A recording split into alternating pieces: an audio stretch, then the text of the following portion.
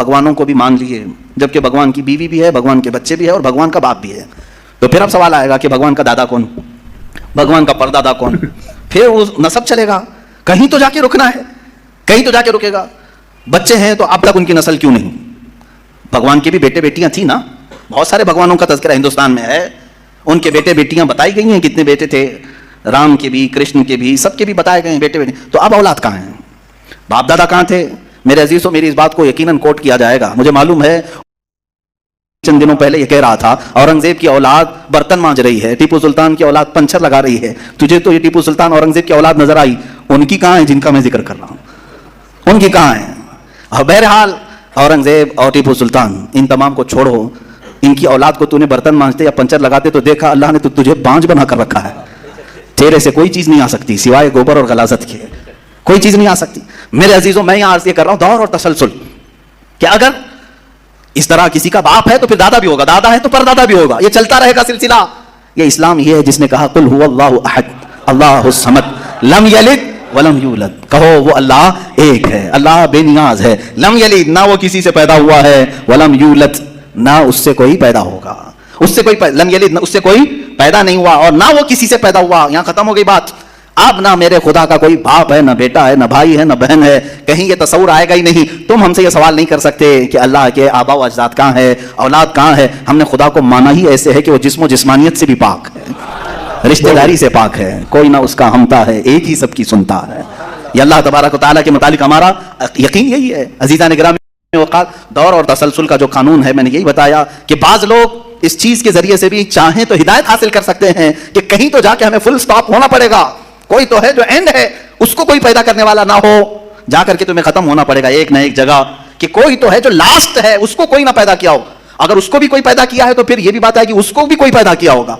तो हमें एक ऐसी जात माननी पड़ेगी जिसको कोई ना पैदा किया हो, तभी जाकर के हम ये कहते हैं वो जो जात तुम जाकर एंड होगे उसी का नाम अल्लाह रब्बुल इज्जत है, जिसको किसी ने पैदा नहीं किया। ये इस्लाम का बेहतरीन अकीदा है। मेरे अजीजों, तौहीद किसे कहते हैं? अब बात आती है, वजूद की बात हो गई, अल्लाह है इतना तो मानना पड़ेगा। उसके लिए तो बहुत सारी दलीलें बच्चे भी पकड़ करके बता देंगे।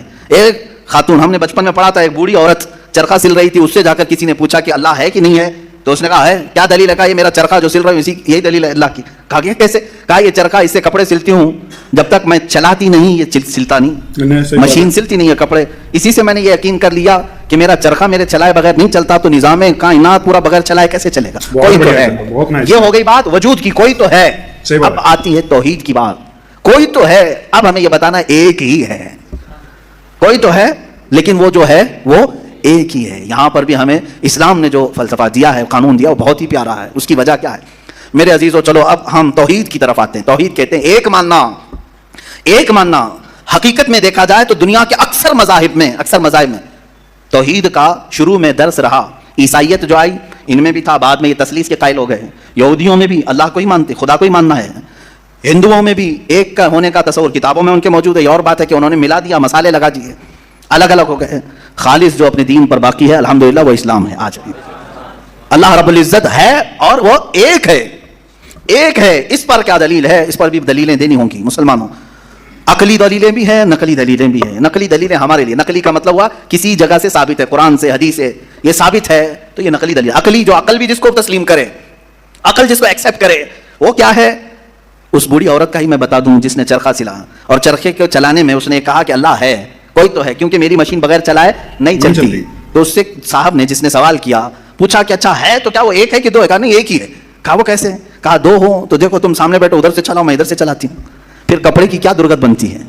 तुम अपनी तरफ कपड़ा खींच रहे होंगे, मैं अपनी तरफ कपड़ा खींच रही होंगी। इससे मैंने ये यकीन कर लिया मेरे कपड़े को सिलने के लिए मेरे चरखे पर एक ही का होना जरूरी है। दो बैठेंगे तो कपड़ा फिर पैजामे की बजाय कुर्ता हो सकता है, कुर्ते की बजाय भी हो सकती है, कुछ भी हो सकता है, कुछ भी सिल जाता है। तो दो लोग एक मशीन को सिलने जाएं तो निजाम दरहम बरहम हो सकता है। तो एक पूरे कायनात का निजाम अगर दो लोग चलाने लगे तो एक दिन एक कहेगा नहीं मैं आज बारिश बरसाऊंगा, दूसरा कहेगा नहीं मैं आज धूप डालूंगा, तीसरा कहेगा कि नहीं मैं आज छाऊं ठंडी पैदा करूंगा। तो ये तो उन्हीं के दरमियान झगड़ा होता रहेगा। इसीलिए कुरान ने भी कहा लौ कान फीहिमा आलिहतुन इल्लल्लाहु लफसदता, अगर इन कायनात में, जमीनों आसमानों में خدا کے علاوہ دو ہوتے تو ضرور اس میں فساد ہوتا, ضرور اس میں نظام درہم برہم ہوتا. میرے عزیزوں, یہاں دیکھ رہے ہیں ہم بہت سارے نظاموں کو, کمیٹی کا مسئلہ ہے, مسجد کا مسئلہ ہے, بہت ساری چیزیں دیکھیں. صدر صاحب کچھ اور کرنا چاہتے ہیں, نائب صدر صاحب کچھ اور کرنا چاہتے ہیں, سیکریٹری کچھ اور کرنا چاہتے ہیں. حکومت میں جائیں, پرائم منسٹر کو اور چاہتا ہے, ہوم منسٹر کچھ اور کہتا ہے, اس کی تو بڑی پتہ ہی نہیں ہے. لیکن نظام ایک ملک کا چلا رہے ہیں, ایک ملک کا چلا رہے ہیں. فساد اسی لیے ہو رہا ہے, فساد اسی لیے ہوتا ہے, اور ان کو پتہ بھی نہیں رہتا. وہ بھاشن میں کچھ اور بول کے آیا, یہ پارلیمنٹ میں کچھ اور بول کے آیا. یہ سب ہماری مثالیں جو میں آپ کو پیش کر رہا ہوں دیکھ کر کے سمجھنے کے لیے. ایک سے زیادہ جب ہوتے ہیں تو عقلوں کا ملنا ضروری نہیں, ہر ایک کی عقل الگ الگ چل سکتی ہے. اب آئیے, کوئی کہہ سکتا ہے نہیں بھائی اتحاد سے بھی تو کام ہو سکتا ہے, یونٹی سے بھی تو کام ہوتا ہے, کچھ جگہ ہوتا ہے نا. کوئی اگر کہے کہ خدا ایک نہیں دو ہیں اور دونوں مل کے کام کرتے ہیں, دونوں مل کے کام کرتے ہیں, تو اب میں آپ کو کہتا ہوں, ایک نمبر والا خدا وہ کہتا ہے آج بارش برساؤں گا. 2 نمبر والا اگر اتحاد کرتا ہے اور کہتا ہے کہ نہیں ہاں تو جو کرے گا وہی میں کرتا ہوں, تو یہاں پر قانون یہ تفسیر میں فرمائے گا. دوسرا والا تو عاجز ہو گیا, وہ مختار نہیں ہے پھر فیصلہ لینے میں, اور عاجز جو ہوتا ہے وہ خدا نہیں ہوتا. خدا وہی ہوتا ہے جو مالک و مختار ہے, جو خود فیصلے لے گا اور اس میں کسی کو شریک نہیں کرے گا. تو اگر دوسرا والا مان گیا اس کی تو وہ خدا عاجز ہو گیا, اس کی اپنی نہیں چلی. دوسرے دن دوسرا چلایا اور پہلے والا راضی ہو گیا تو پہلا عاجز ہو گیا. تو خدا عاجز نہیں ہو سکتا. یہ ہمارا عقیدہ ہے. خدا وہی ہے جو قادر مطلق ہے, قادر مطلق ہر چیز پر وہ خود فیصلے لیتا ہے, خود ہی اختیار رکھتا ہے. الحمدللہ اسلام کو اتنا پاک و صاف رکھا گیا ہے. خدا کا جو عقیدہ ہے ہمارے یہاں, عقیدہ توحید ہے, وہ انسان کے ذہن کو بھی پاک و صاف کرتا ہے. انسان کا ذہن بھی پاک و صاف رہتا ہے. اگر عقیدہ توحید تمہارا ہٹ گیا, میرے عزیز و توجہ چاہتا ہوں, توحید عقیدہ سمجھ گئے, اللہ کو ایک ماننے کا عقیدہ اگر ہٹ گیا تو پھر انسان اتنا ذلیل ہوتا ہے کہ پھر وہ ہر چیز کو خدا ماننے لگ جاتا ہے, چاہے وہ چوہا ہو کہ بلی ہو کہ سانپ ہو کہ مچھر ہو, کسی کے بھی سامنے جھکنے لگ جاتا ہے. توحید کا عقیدہ اگر ذہن سے ہٹ گیا, اللہ کو ایک اور بڑا ماننے کا عقیدہ ہٹ گیا, تو ہم نے ان لوگوں کو بھی دیکھا ہے جو عورتوں کی شرمگاہوں کو بھی عبادت کرتے ہیں, بہت ساری غلاظتوں کو بھی پوچھتے ہیں.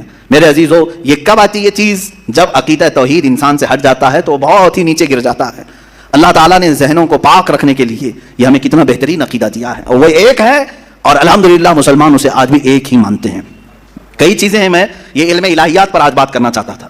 پہلے وجود باری تعالیٰ, اور دوسرے اللہ کے ایک ہونے پر. ایک ہونے پر سب سے بڑی دلیل یہ ہے, ایک سے زیادہ ہوں گے تو نظام درہم برہم ہو سکتا ہے, اور اب تک نظام درہم برہم نہیں ہوا. اس کا مطلب ہے کہ ایک ہی چلا رہا ہے, ایک ہی چلا رہا ہے. سورج کو جس طرح سے اس نے سالوں سے چلایا ہے, چاند کو جس طرح چلایا ہے, موسموں کا آنا جانا, قرآن خود یہ کہتا ہے, میں نے آیت خطبے کے بعد یہی تلاوت کی, ان فی خلق السماوات والارض واختلاف اللیل والنہار, بے شک زمینوں کی پیدائش میں, آسمانوں کی پیدائش میں, اور رات و دن کے آنے جانے میں تمہارے لیے بہت بڑی نشانیاں ہیں.